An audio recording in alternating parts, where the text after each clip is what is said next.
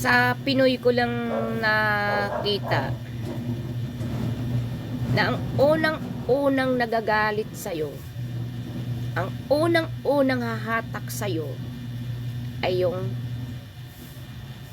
mga malalayong kaanak mo.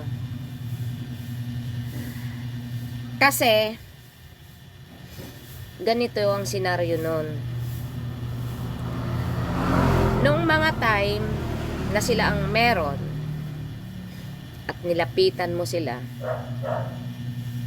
hindi ka na nga binigyan, inaliposta ka pa.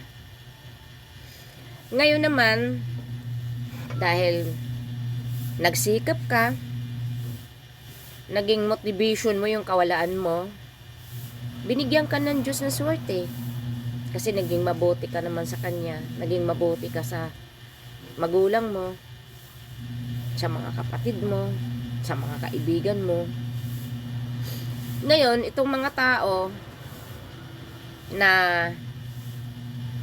bandang huli nagpapakilala, nagpapanggap na kaanak mo,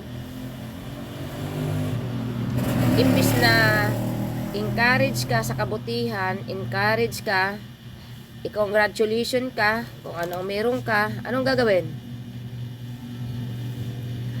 Sisiraan ka nila, ichichismis ka nila, hahataking ka nilang pababa, at galit na galit na galit sila sa'yo dahil hindi mo lang napagbigyan.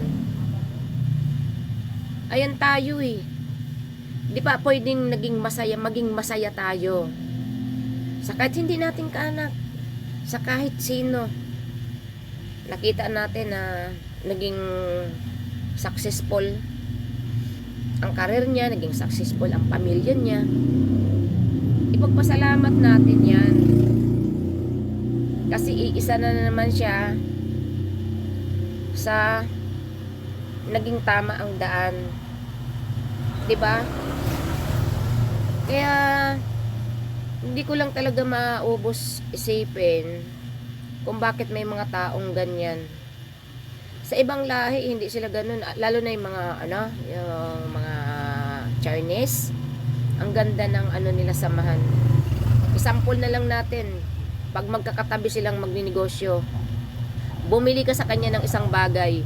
Pag wala siya doon, alam mo kung anong gagawin niya?